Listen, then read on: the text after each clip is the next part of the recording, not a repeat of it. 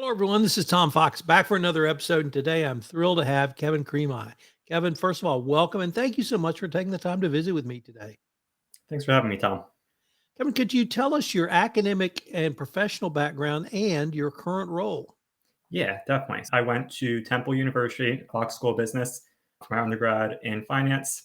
I also had a minor in management information systems. So I took that major and minor, had a couple operations internships through college after my sophomore year and after my junior year. In my spring semester of senior year, I interned with RTD Financial, where I landed a full-time role, originally in operations, and then transitioned through compliance. And I am now our Chief Compliance Officer at RTD. Kevin, I've talked to a lot of chief compliance officers, and I have to say your journey is one of the most unique in terms of moving from operations to compliance. Was it a decision made above you? Was it your decision? Was it something that just interested you because of what your experience was in operations? How was it you actually got to the CCO chair? Yeah, it's a great question. It was a little bit of all the above. I'm still actually in operations as well. So we're in a couple different hats at RTD. But when I first started out, I saw the need for some help in the compliance area. Our former CCO was also the president, and he was juggling a lot of different things. So I offered to step in with some projects here and there, helped out with those. After a few projects, he said that I had a real knack for it and was willing to train me up on it. So he's been a great mentor along the way. From there, I went and got my investment advisor certified compliance professional designation from NRS, just furthered my technical skills there.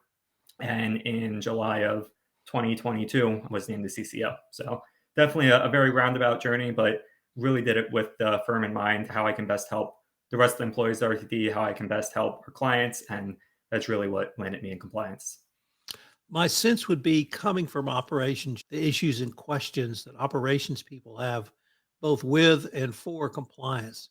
Does your insight or actually your experience in that area really help you deliver a even higher quality product and service to your internal customers, who, of course, are the employees? It definitely does. A lot of people know that I'm always looking at things to do it the most efficient way possible. So I balance that with the compliance side of things. And there's processes, procedures that some employees don't always get, but I'm able to take a step back and explain it from the operations side of things and really hit the points home to any questions that do pop up. Are you, because of where you came or the work you're delivering now, are you seen really as an ally to the operations and business folks, or is it still the land of business non-development? No, I'm definitely seen as an ally. I was recently named to RTD's leadership team. I'm really the go-to for anything compliance-wise, anything operations-wise, and really confident in wearing those multiple hats. And our employees love to come to me for everything and anything. I know sometimes there's the status that CCOs aren't always approachable, and a lot of people don't want to go to them because they have the principal type feel to them.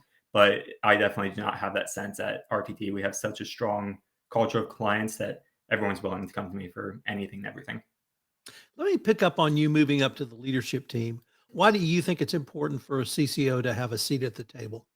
Yeah, I think it's just so important to let everyone else at the firm know how important compliance is. Sometimes it gets overlooked, sometimes it doesn't get the resources it needs, but being at that table puts you on the same level as all the other leaders of the company. So it's not seen as, all right, we have the CFO and the director of business development all in one room, but where's compliance? It just helps to continue building that culture.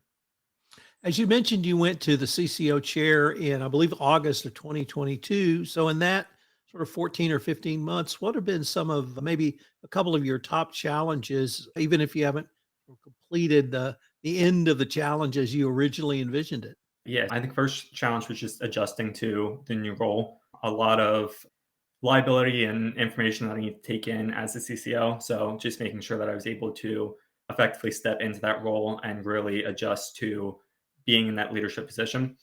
The next one was just getting familiar with reading rules and regs and how often those change and how often rule updates come out. It seems like there's always something new to stay on top of and learn. So just using that learning experience to keep progressing for it and become a better CCO each and every day. And then the next one was just leveraging technology to help me out. I'm a department of one in compliance. So it was really important for me to find that right tool to help support me. So leveraging technology, AI, stuff like that, just to help me perform my job more efficiently. How can you use, or how do you use rather, AI to leverage AI to help you engage in more efficient and more delivery of services? Yeah, a big thing is I just need to make sure I'm supervising everything from an AI standpoint because ultimately I'm still accountable for everything. But a lot of it is in terms of our marketing and ad reviews.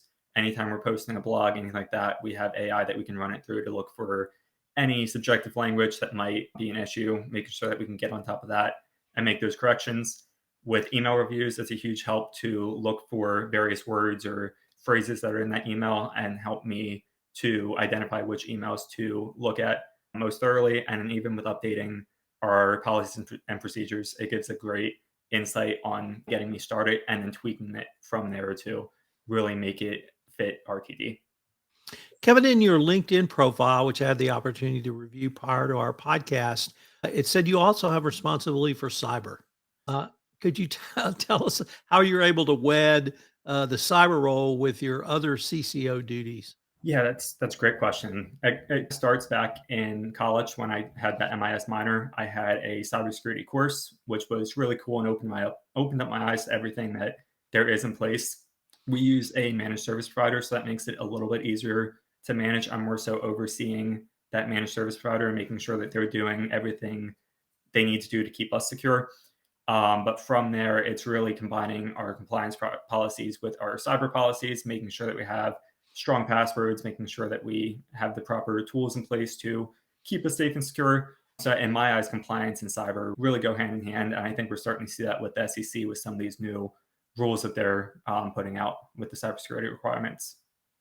Kevin, one of the reasons I wanted to visit with you, and frankly, I was excited to visit with you, is you are one of the youngest CCOs I've ever had the opportunity to interview. And indeed, you're going to be the next generation of CCOs. People of my age and my generation, 55 to 65, very different than yours. And the challenges you're going to face are very different than the ones that we faced in the first decade of this century. And with that long-winded introduction, I wanted to maybe ask you as a final question, what do you see the role of compliance in your industry in 2030 and beyond? That's a great question. First and foremost, it's not going anywhere. There's always going to be rules and regulations in place. We always have to make sure that we're putting our clients' best interests first and doing whatever we can to keep them in the forefront of what we do. With that being said, I do think we're going to see a bigger shift to different AI tools being out there, which I think is going to complicate the CCO position a little bit. I think we need to make sure that we're always on top of those and that we know what the AI is doing.